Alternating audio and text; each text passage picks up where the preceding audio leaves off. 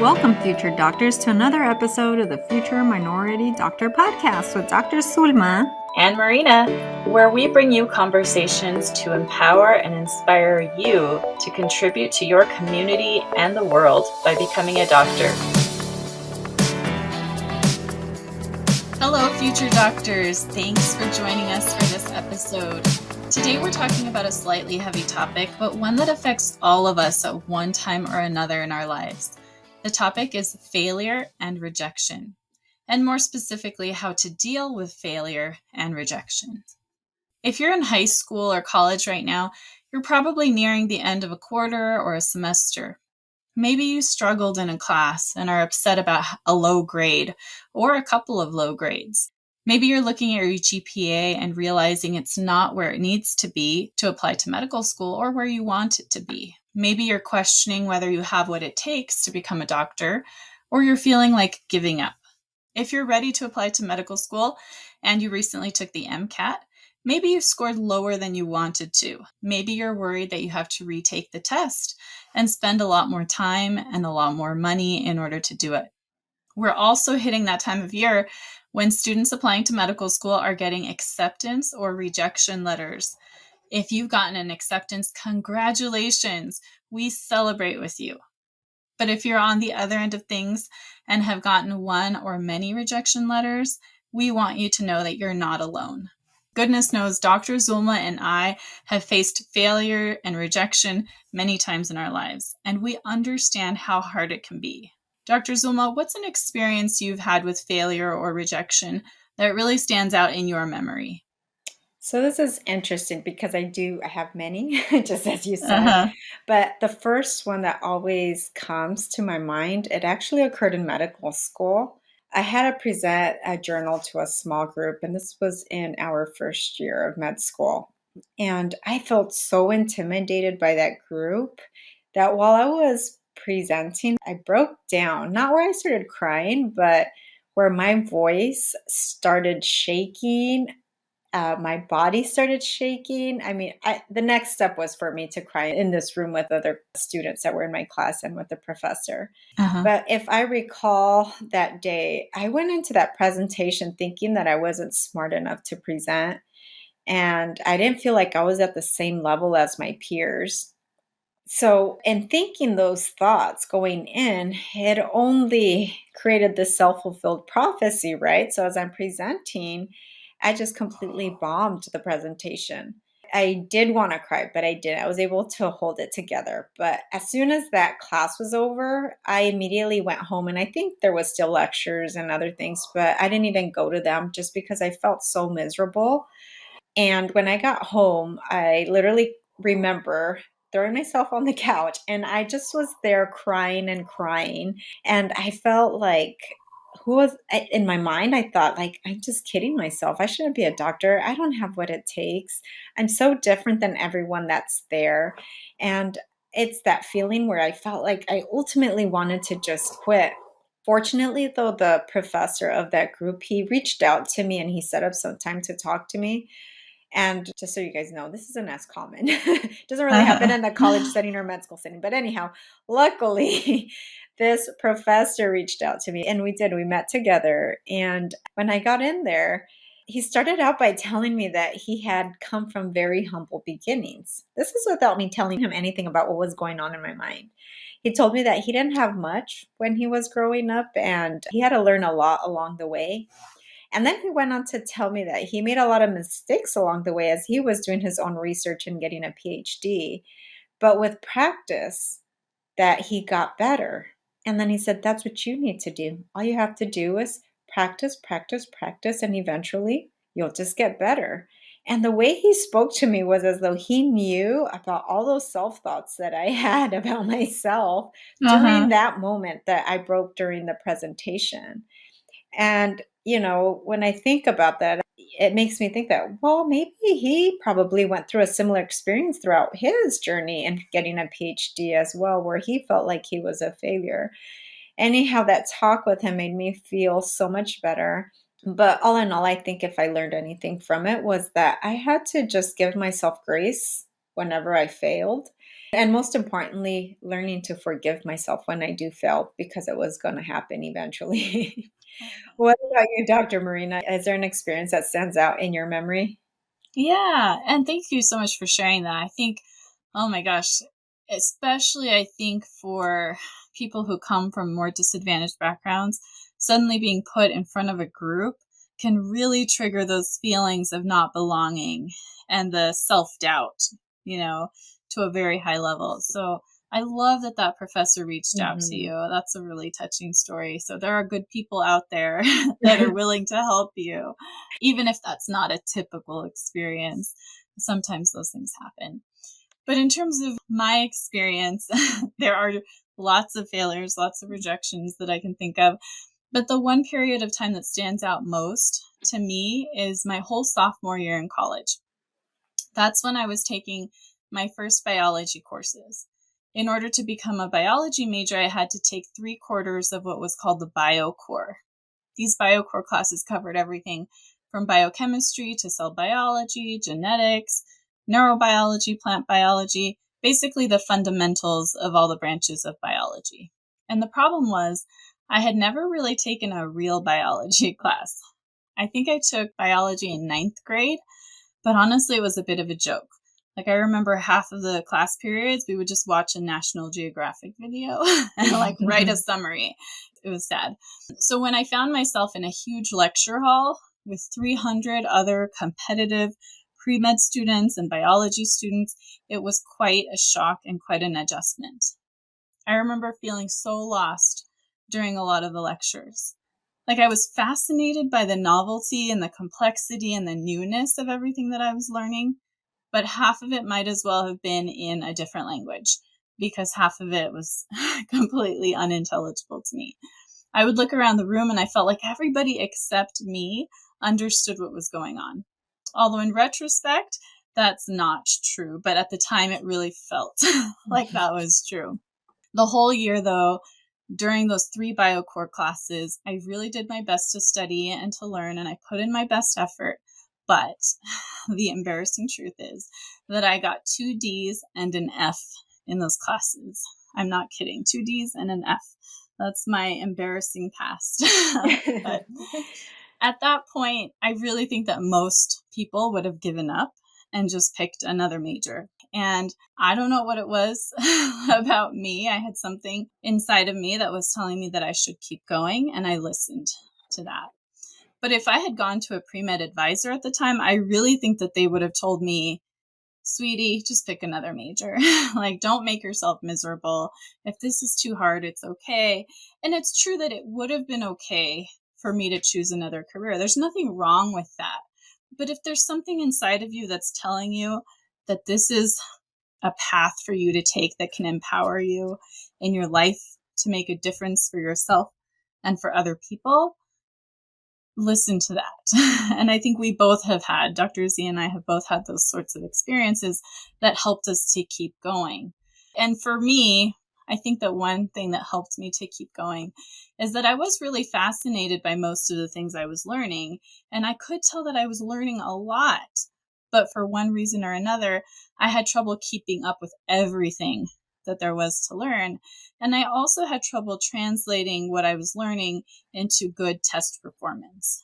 Because as we've reviewed in our episode on test taking skills, test scores aren't just about what you know, it's also about your ability to perform well on tests. So even if my grades didn't show it at the time, I knew that I was learning cool stuff and I wanted to be able to master the subjects that I was learning. So long story short, I ended up retaking all 3 of those classes my junior year in college and doing much better. I still didn't get straight A's in them because pre-meds at Stanford can be super brilliant gunners, but I did well enough to raise my GPA and to feel confident again in my ability and my hope for the future and getting into medical school. I should also add that those 2 years were full of all sorts of hard feelings. I became depressed my sophomore year, partly because I felt like such a failure. I spent a lot of time crying in my dorm room. I felt jealous sometimes of other people who seemed to have it a lot easier than me. There were many times I questioned whether I had what it took And I was tempted to give up a lot of times. But something inside of me, like I mentioned, also knew that if I just kept going, somehow, someday, I could reach my goal. If you have recently or are currently struggling with the hard feelings that come with failure or rejection, please know that you're not alone. Everyone faces these things at some point in their lives. Most of us way more than once.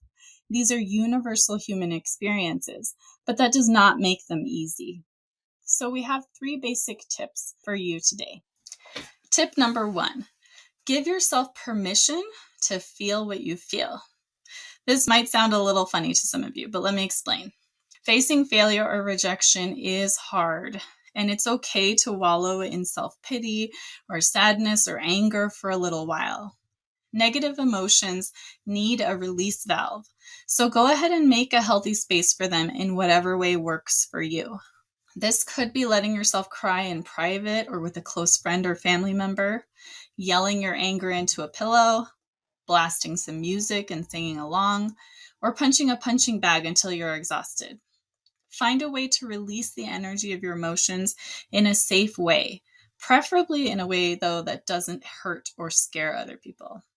If you don't make space to acknowledge and process your feelings, there can be some negative repercussions. You might suddenly have an angry outburst at your mom or your friend or your coworker. I know this has happened to me. Something hard happens and I just try to suck it up and pretend I'm okay and just keep going. And then suddenly, bam, the dam breaks and all the emotion comes spilling out in the worst way possible or in an embarrassing way. Has that ever happened to you, Dr. Z? Yes, it actually happened, I think, as you're talking about this a lot while I was in high school. Since I was usually seen as that one in the family was the strong one, and I had to be Uh-huh. strong about everything. I kept a lot of feelings in, and it did cause some damage because I ended up developing depression from trying to suck it all up and just keep going. And I think looking back, I think I would have been so much better off mentally, at least, if I would have processed everything that I was feeling then when I was in high school. And I definitely had those outbursts in high school. Sorry, mom, and sorry to my sister. Uh-huh. If they ever listen to this, they were usually the ones that got the bad end of things. Mm-hmm. And now as an adult, when I think about how I was in high school and I would have those outbursts, it just came from the depression and just keeping a lot of those things in and not giving myself permission to feel, essentially. Mm-hmm. Yeah. Yeah. I think one thing that helped me to learn to give myself permission to recognize and process my feelings is actually my culture. In fact, the stereotype about Latina women is that they have all the emotions and everyone knows it, right? Now, I might not be as extreme as the stereotype, and the stereotype is just a stereotype. But I think my cultural upbringing actually helped me to be okay with having emotions and kind of releasing them in appropriate ways. And not always appropriate ways. It's also been a learning process. But in general, I'm comfortable crying when I need to cry. And I'm comfortable giving myself the space to do that. It actually helps me to feel better if I'm just able to let it out with a good cry and then get back to whatever I need to do. I think it's also more acceptable in society for women to show emotion compared to men. I know many men who really struggle with bottling up their emotions, and then the only acceptable way often for men to express emotions is through anger, and that can become a problem. So depending on your culture, family, and gender, you may or may not feel comfortable facing your own emotions. If you recognize that you're the type of person that has trouble acknowledging your feelings or processing them, or you've been taught to just suppress them, bottle them up, then we have a book recommendation for you. It's available in print or audiobook, and it's called Permission to Feel by a great psychologist named Mark Brackett. I've read it twice and I highly recommend it. All right, tip number 2, learn to see failures as part of the process. While you're having all those hard feelings that we just talked about, we also want you to know that this is not the end. No matter how down or hopeless you feel at a certain time, this doesn't have to be the end of your journey.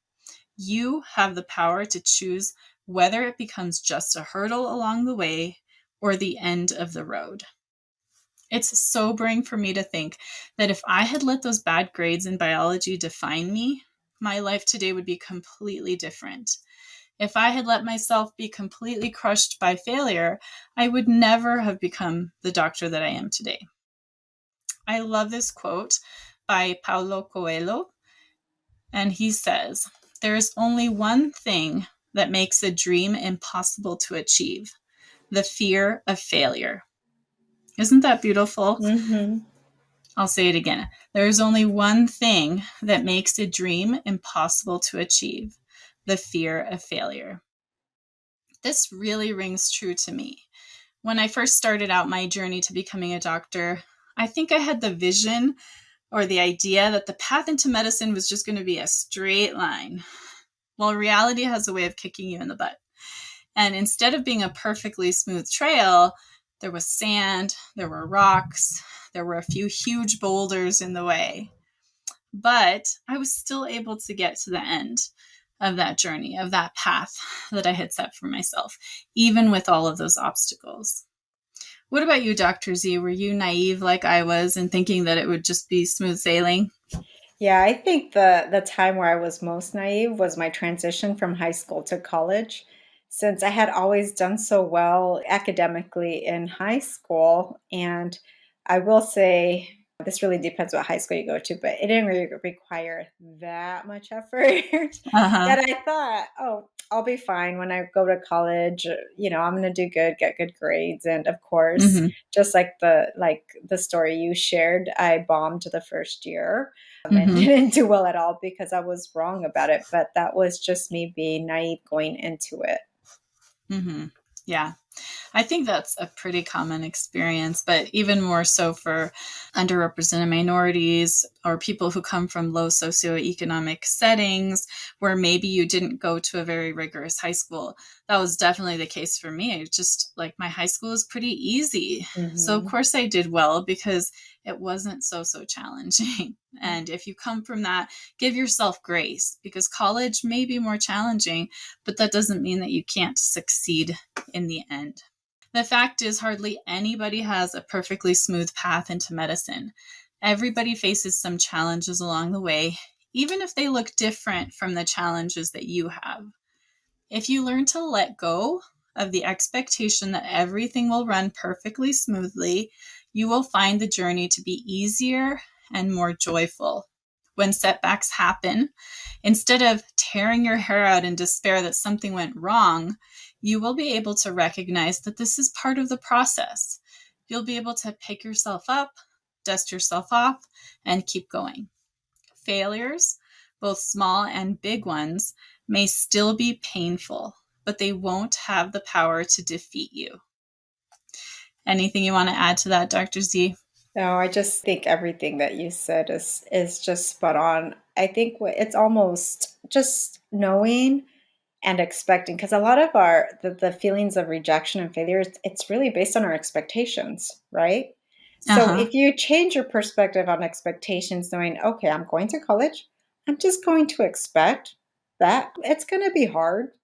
I might fail. Some Uh-huh. things are going to happen. When they do happen, you already have the expectation, so it's a little bit easier to deal with. Yeah. You'll still go through your mourning phase from it, but Uh-huh. you're able to come right back up because you had already went in with the mindset of expecting this, Mm-hmm. but also expecting that you're going to be able to bounce back out. Mm-hmm. Yeah. The major difference is that you won't give up Mm-hmm. when those unexpected things happen. Mm-hmm. And that's what we want for you all, is not to give up if you really know that this is something that is good for you. Mm-hmm. All right. Tip number 3, find the silver linings. Have you ever heard that phrase? It goes, every cloud has a silver lining. It means that every situation that we see as bad or negative may actually have a positive aspect to it. And this applies to a lot of the experiences with failure and rejection. When I think back to my sophomore year in college and how badly I failed at my first biology classes, I realized that as much as that experience totally sucked at the time, It also helped me to become a much stronger and a much more resilient person. It pushed me to the very brink of my abilities, and as a result, it expanded my abilities. If I had taken classes that were easy for me, like they had been in high school, I would not have grown personally as much from them. If I had given up, I would have lost out on an opportunity to grow as a student and as a person. That experience didn't just make me better at biology either.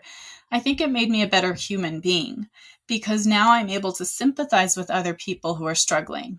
I'm able to co-host this podcast with you, Dr. Zulma, and help all of our students listening stay motivated and empowered on their path to medical school. I'm able to have a deeper compassion for others who also face failure and rejection. I'm pretty sure you feel the same, Dr. Z. Would you say so? Yes, I do. I do some workouts on the Peloton bike, and there's actually this instructor. She does a lot of motivational quotes while you're working out, but there's this quote that really stuck to me when she once said it in one of her workouts. She said, "I have never met an interesting person who has not had any struggles or been through some SHIT." And it's so Gotcha. true. And when she said that, it just made me think about people in my life that I look up to, that I respect. They have all been through some tough times. And that's why they're appealing, right? Because those journeys and obstacles that they went through, it's what made them the great person that they are now. So, thinking about that, those struggles that you will go through, they create badges of honor. When you find Mm-hmm. meaning in that, you accept failures as part of the process and know that something good will come out of it. Mm-hmm. Yeah. Yeah. And it's not like every bad situation will have something positive, but most of them really will if you give them the opportunity to teach you. I think most negative experiences in life can Mm-hmm. have a silver lining. Here's another painful experience I'll quickly share with you. Last year, I applied for a job that I thought I really wanted. I ended up getting a first interview, then a second interview. And by the end of the second interview, I was really excited because I knew I had great qualifications and I could tell that the interview committee members really liked me. I waited patiently to hear back, and then I felt crushed when I got an email saying that they had chosen somebody else. I was sad and angry for about a week after that because I was really looking forward to getting this job. That experience of rejection, though, forced me to take a step back and take a good long look at where my career was and what my dream career really looked like. After a lot of reflection, I realized that this particular job I was applying for would not have been a great fit for me, even though I thought it would have. I would have been pressured to work more than I wanted to, and I would not have the flexibility that I really wanted to have. So, the result of all of that reflection and soul searching was that I decided to take the leap and start my own business.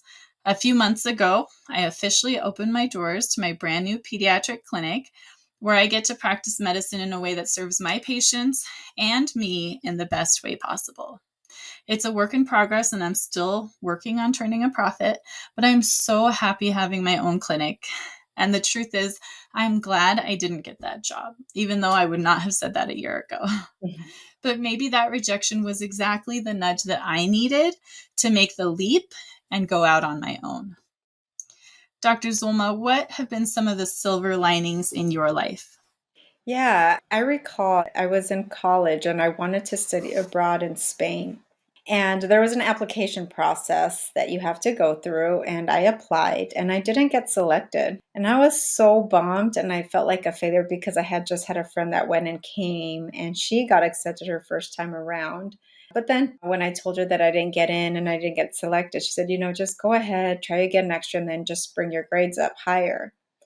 Well, sure enough, I applied the following year, and let me tell you, I got accepted, and I met the most amazing friends that semester while I was in Spain in the cohort that I was with. And one of them was actually applying to medical school the following year. and she was pursuing medicine. And she was also Latina like myself. Well, guess who was one of my mentors during the medical school application process? It was my friend that I met that specific year that I went to Spain. And she was the one that helped guide me when I had questions about the MCAT, applying, because I actually wasn't going to apply with my MCAT score. And she's the one that said, no, just do it, go for it. So she was my cheerleader. So, when I think about it, if I would have gone the year prior, I wouldn't have met her. And until today, we are still very close friends. We know each other's families, and hopefully she'll be on our podcast soon to be interviewed. Wonderful. I love that story. Yeah. Because, sometimes we don't understand. I don't know if you're a person of faith at all, sometimes, you can frame it in like things happen for a reason. You don't have to believe that, though, to believe in silver linings. You can still believe, even if you don't have like a traditional faith, you can still try to make the best of even bad situations and allow the situations to let you learn and let you grow from them. So if you're in the thick of a failure or a rejection right now, it is okay if you can't see the silver lining right away. It may take months or even years to be able to recognize if there is one, but just keep in mind that you may one day look back on this experience and see how it helped you to learn and grow in ways that you never expected, as hard as it is to believe that right now. We hope you remember some of the experiences we've shared with you today, and perhaps they will help you to have a little more courage, a little more patience, a little less fear, and that you will continue down your path into medicine. Thank you so much for listening today, and we hope you have a wonderful day. And if you don't already, please follow us on Instagram, Facebook, or TikTok. I think we even have a YouTube channel to get updates on new episodes and events. Peace and love, everyone.